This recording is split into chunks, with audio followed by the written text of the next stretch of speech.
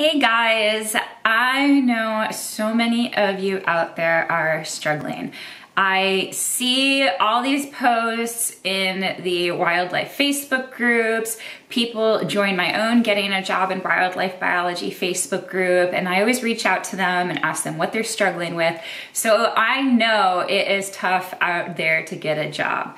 There is so much more competition than there used to be, and the requirements have changed.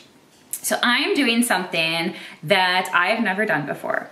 If you are sick and tired of not having a job in wildlife biology, if you've been applying and applying and applying and can't get anything, or if you are training for a job in wildlife and you're scared, you're seeing all these posts like me, and you want to be as competitive as possible, then you are gonna want in on this 4-day workshop that I am doing for the very first time.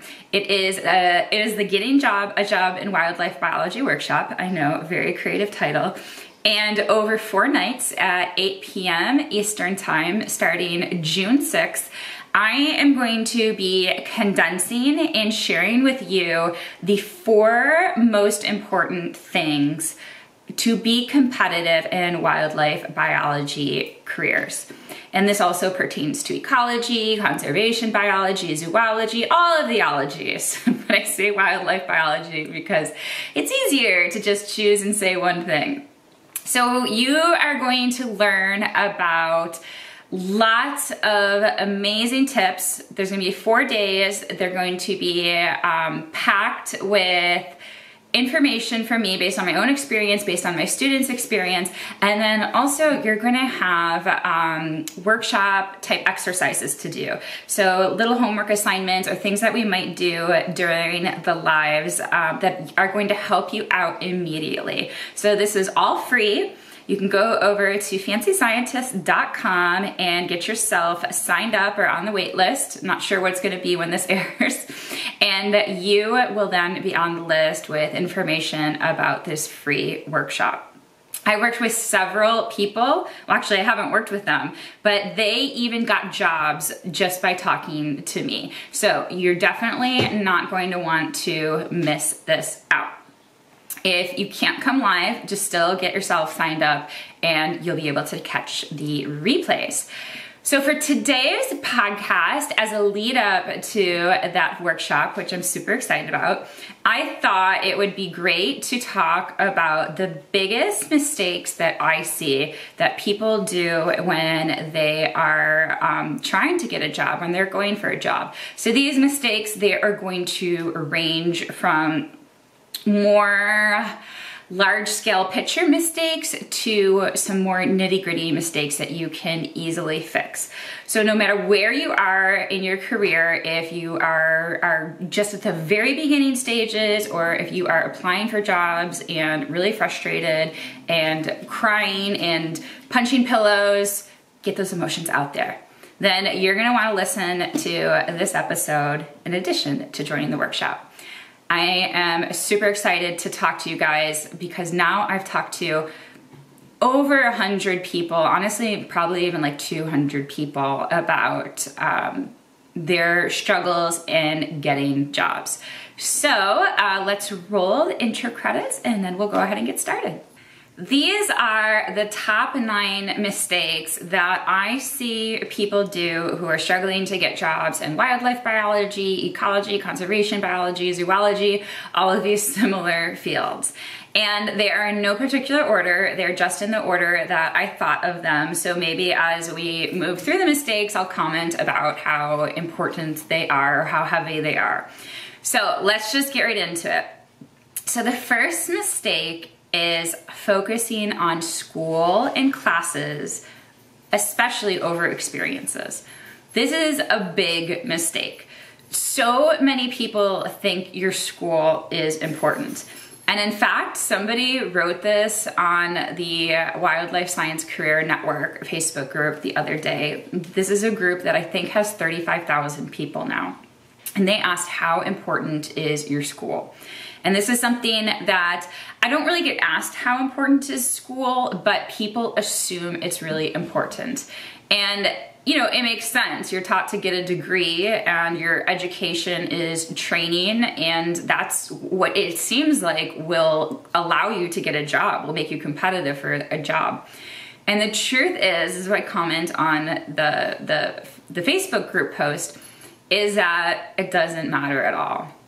There's very, very rare exceptions. Maybe if you're going into more academic positions, they will care if you're at an Ivy League school or something like that, but I have never heard about the school mattering at all. What is way more important is your experience. And this is where school may play a role, because if you are at a school that has a professor whose research you really want to get involved in, then you can work or volunteer in that lab, and that can give you great experience. But it's not the school itself, it is the experience. A lot of people make the mistake of spending a lot of money, going into a lot of debt to get these great fancy degrees in specialized fields. My degrees were all in biological sciences. Nobody cares except for, well, I should always say except for, because there's always exceptions. There might be some state agency positions that care exactly what your degree is in, but it's all about the classes that you take to meet certain job requirements. So if you're interested in government jobs, then you will definitely need coursework like botany, but the school itself really doesn't matter. Experience is so much more important than schools. And going along with this, so many people make the mistake of focusing on classes. So when they're doing things like applying for jobs, they put their classes on resumes and emphasize this. And again, people don't care about this. Like, it's great you took a class, that means you have some book knowledge, but if you're going to the field, it doesn't say anything about, you know, how hard you work in the field, whether if something goes wrong, you'd be able to handle it. Would you complain a lot? All of those things. Most of the things with these very entry-level jobs, you'll be learning, and well, they do want people with experience, so it's best to get that experience. So even in your classes, if you have, I'm gonna put this in quotation marks, experience in your classes, like if you did small mammal trapping and stuff, that doesn't really count. They want experience on volunteer positions or jobs. The number 2 mistake that I see this all the time, is people going at this career by being a generalist. I've actually heard people say this, saying that if I get experience in all these different things, it can't not help me. It sure can not help you. And again, I know this sounds super crazy, but the thing is that jobs almost always go to the person who has the most experience. So if you are applying for a job and you have, let's say you have 6 different jobs, and they're in 6 different things, and each of those jobs is like a half a year long. You're gonna have 6 months experience in each one of those things. But if you really like understand what you wanna do, say like you're super interested in like telemetry work, or you're really interested in herbs or salmon, or I don't know, something specific, and you get your jobs to have similar background in work, then when you apply for that job, then you will have essentially 3 years of experience rather than 6 months of experience. So general usually doesn't help you. Specialized, and I don't mean specialized helps you more. It doesn't have to be super specific, but if you know what you want to do and concentrate your experiences in that area, then that is so much better. A lot of people say, they have this phrase like when I ask them, like, what's your dream job, or what do you ultimately want to be? They'll be like, oh, I'll take whatever I can get.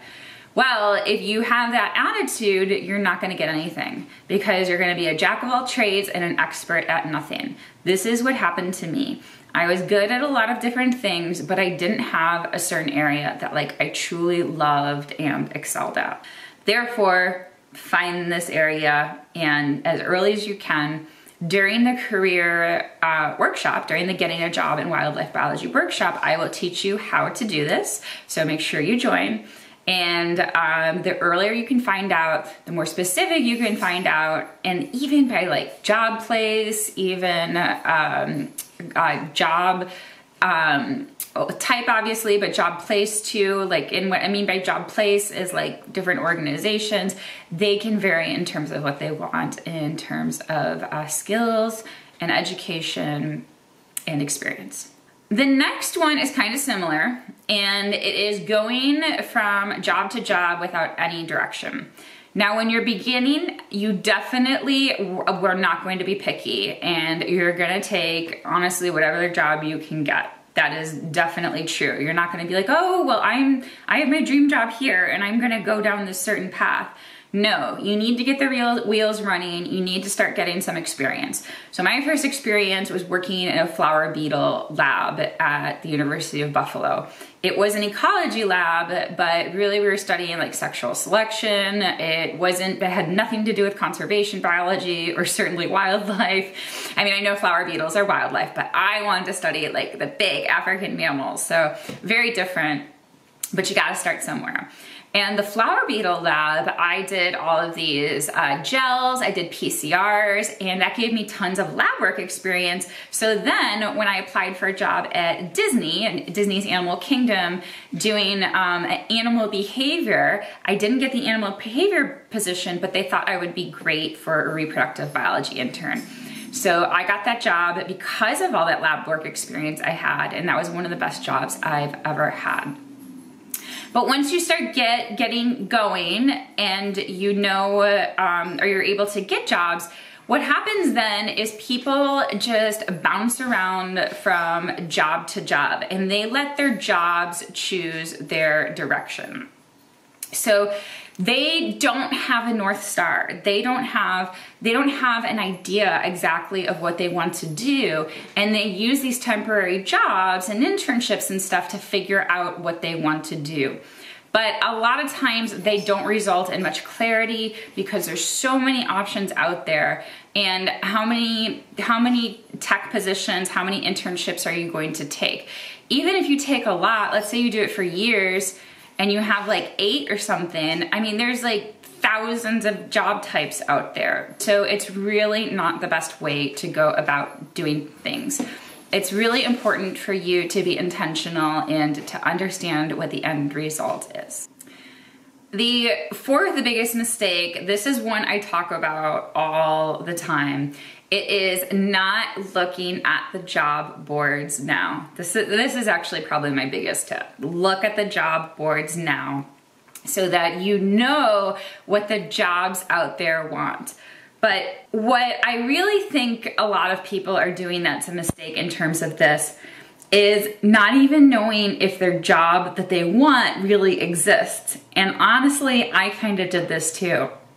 Like, people would ask me what I wanted to be, and I would say either like something involving outreach or research. And when I talk to people, a lot of them talk about wanting something that involves outreach and research, and usually something else. I can't remember what else, but maybe field work. I know that's like similar to research though.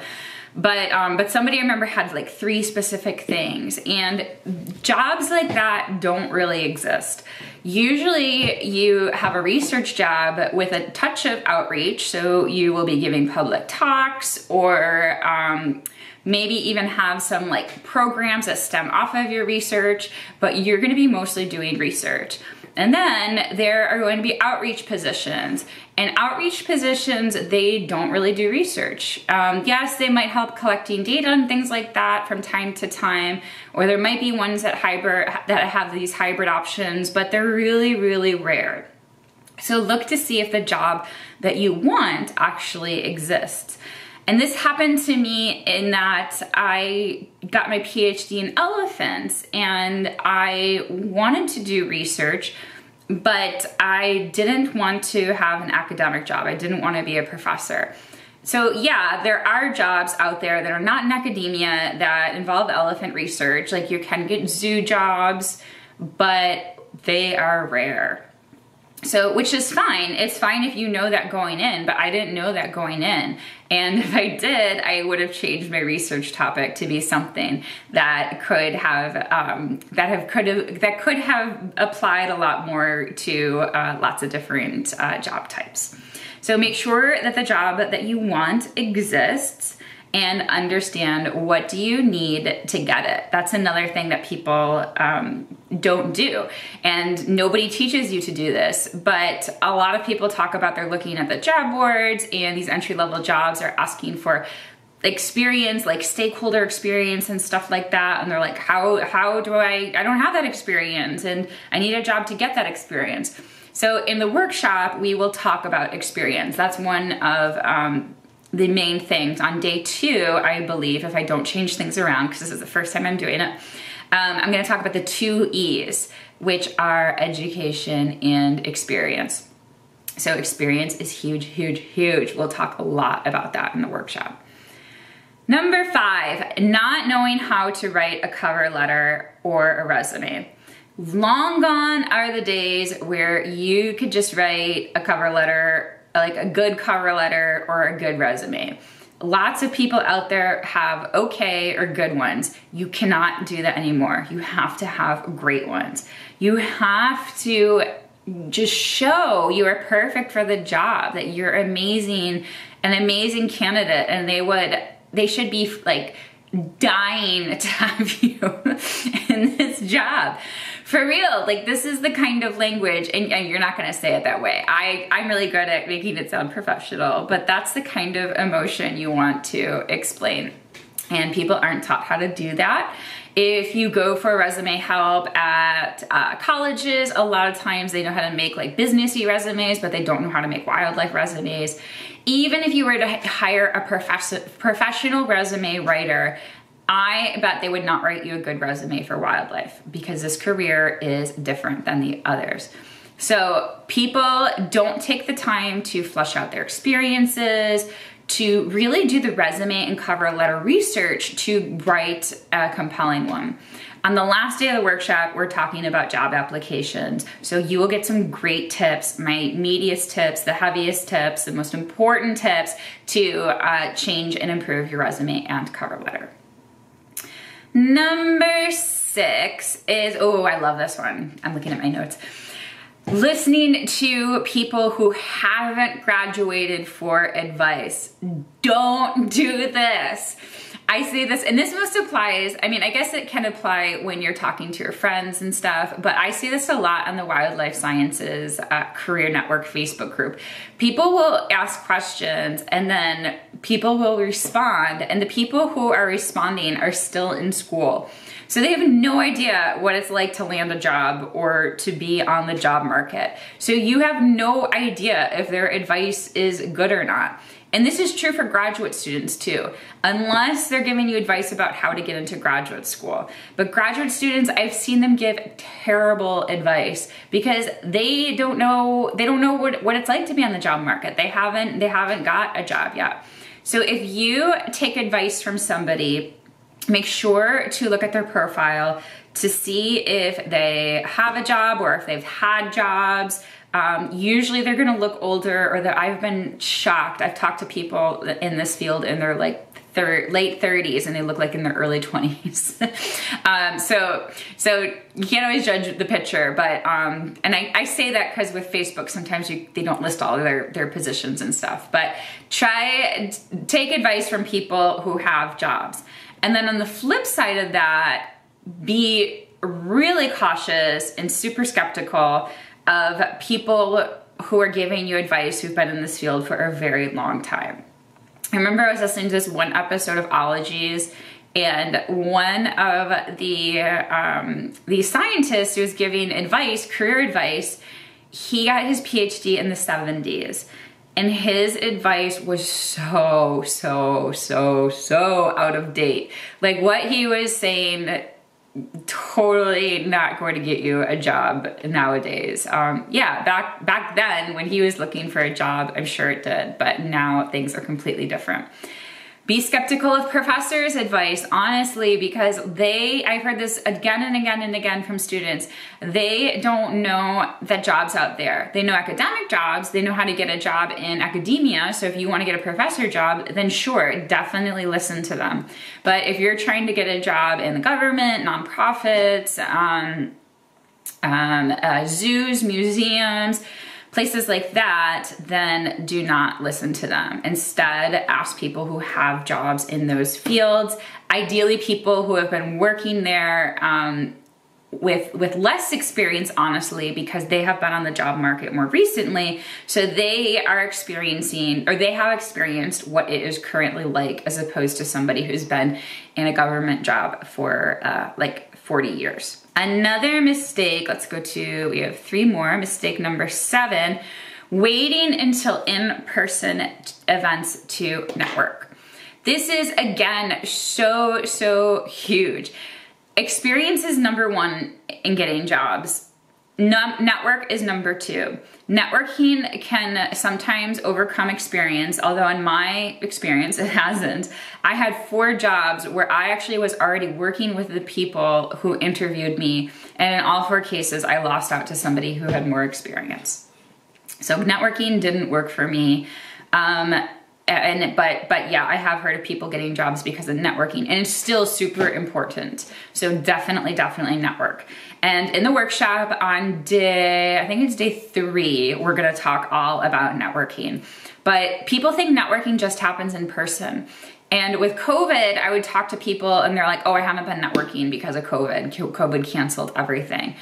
No, there is more networking can be done online than in person. It is so much easier. And if you, like, a lot of people think networking is hard. Networking is not hard. And I actually am introverted.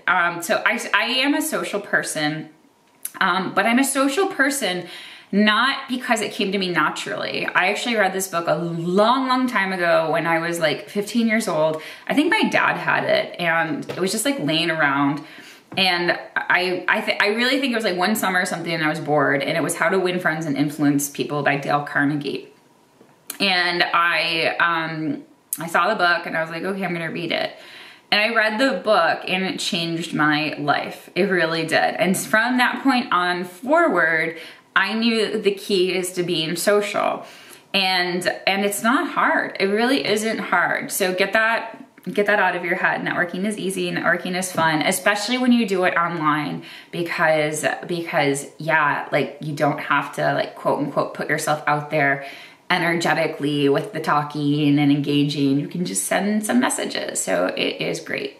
So that is a huge mistake. Don't wait for in-person events. Start networking right now. Start networking today. When you do the workshop, we are going to network right away. Number 8, spending, this kind of goes with number 1, spending lots of money for expensive schools. And then along with that, pay to play programs or opportunities, or like study abroad, research type thingies. So like I mentioned, experience is important. So if you're really wealthy, if you have a lot of money, you don't need to worry about this as much. But honestly, like, people talk about how this field is only for the wealthy. Almost everyone I knew, very rare exceptions, or like, I can only think of maybe like a couple of people who, they weren't even wealthy, but they were just like normal. But everyone else in grad school, thinking about all my jobs, they weren't wealthy at all. They came from not wealthy families. They came from poor families. So, so this career doesn't make a ton of money. So it's a big mistake to spend a lot of money in your undergrad, because like I said in number 1, school doesn't matter. What's more important is that you focus on experience. So I went to the cheapest school that I could get into by accident because I didn't know what I was doing. I didn't even know I wanted to be a wildlife biologist at this point. I hardly paid anything for undergrad because I got a scholarship. I stayed at home with my parents. I didn't dorm. I didn't have the college experience. For the longest time, I regretted it, but I am so happy that I saved all of that money. And yeah, are going to invest money, I think it is so much better to invest in experiences, because a lot of experiences, unfortunately, don't pay. So they're volunteer experiences, and if you are going to dip into savings or take on any loans or anything like that, it is much cheaper to do so for experiences than it is for 4 years of college.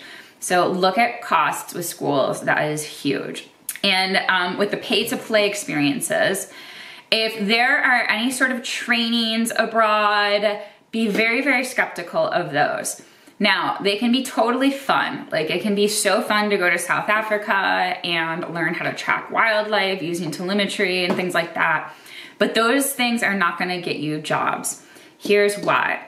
Because they are really short usually. So usually it's like a month in the field, and they want to teach you all these different things. So maybe you'll do a week of tracking, and it's just more like of being in school. It's not good experience. And then like I had this one, and again, it's also like, what do you want to do as well? Like, are those experiences that you're paying for going to get the jobs that you want? I had this one person who was interested in an elephant research experience that was $3,000, but if that's not going to help you get the job that you ultimately want, if you don't want to work in elephants, then unless you're working in another, it was on social structure and things like that, unless you're working on another fission fusion system, it just doesn't make sense to do that. But if you want to go, if you want to have fun, if you want to see elephants, then yes, absolutely do it. I'm not against it, but I'm just saying don't expect it to help you get a job. It is much better for you to get a job locally. It's a much better investment, and lots of times it's a better experience as well. The only exceptions are if you want to do international research. So for me, I didn't know it at the time, but I did end up working on forest elephants. I was always attracted to international wildlife. I did study abroad in Kenya, and then I went back for a year to do an internship in Kenya. It wasn't a research internship. I worked for the School for Field Studies as an intern, but my intern was more on study abroad, the management of the program, but just simply the fact that I lived in Kenya for a year in a remote field station. And then also I was able to help out one of the wildlife professors with writing papers. That's what really got me into grad school and helped, and it also convinced my professor that I was ready to work internationally for a project. So if that is something that you want to do, then yes, you might want to do some of those experiences, but do ones where you're doing research and not getting trained as much. You don't want more school, you want to get the experience. And the last one, only relying on the job boards. So many people make this mistake. They act like that's the only way you can get a job. Or this is especially true for experience. So a lot of people, they don't post experiences to job boards. So for me at the museum, I was like overwhelmed all the time. I had so much work to do. So I never really had time to like sit down and do a job posting or do a volunteer posting and put it on the website. I did apply for grants to get paid positions for interns and volunteers, but I was only able to secure one of them, in which case I wrote a formal posting. But I always had work to do, and people would just email me and say they were interested in helping me with my research, or they would email my advisor, and then my advisor would put them in contact with me, and they were able to work with me.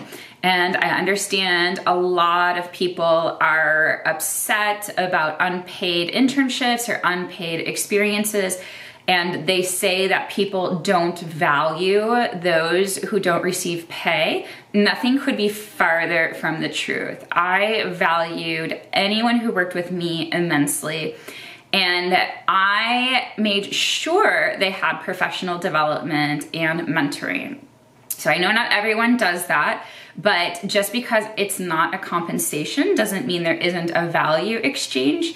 And I also gave my my students, my mentees, the people who worked with me, opportunities to do things like work on publication. So I've had several undergrads co-author publications. I would love to pay everyone, but there was never any money for me too. So yeah, so those are the biggest mistakes. Let me just actually finish a little bit more. Number 9, only relying on the job boards. This ties into the networking one, which is number 7. So start reaching out to people now. We will do that in the workshop. There is going to be, like I said, little homework assignments. So one of them is going to be to reach out to people, and it's not going to be scary. It's going to be fun. We're going to do it together. It's going to be a challenge, like a challenge in quotation marks, like a career challenge. I debated calling this a challenge to challenge to maximize your career, up-level your career, or workshop. People seem to like workshop better. But I'm gonna challenge you too. Okay guys, so thank you so much for watching. I will see you in the workshop. I know you're gonna sign up. Just go to fancyscientist.com, head over to the menu bar, and it's right at the top, Getting a Job in Wildlife Biology workshop. See you soon guys. Have an amazing day and be kind to each other, be kind to animals. I haven't said that in a while. I forgot about that tagline, but I like it. Okay, bye.